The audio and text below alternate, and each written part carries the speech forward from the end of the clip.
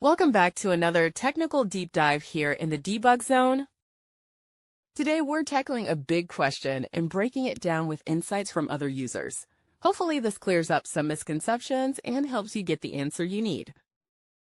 So buckle up, stay a little curious, and let's jump right in.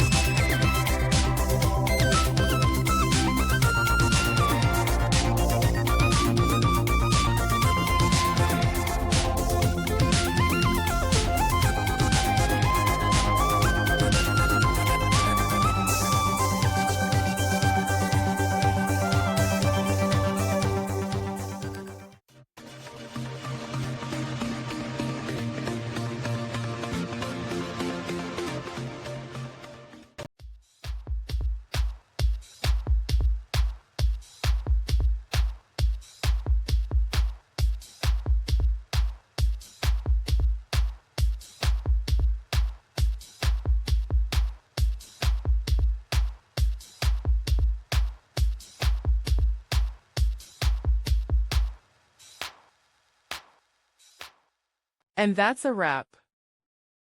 I hope you found the answer you were looking for. If you did, take a second to hit that subscribe button. It really helps out.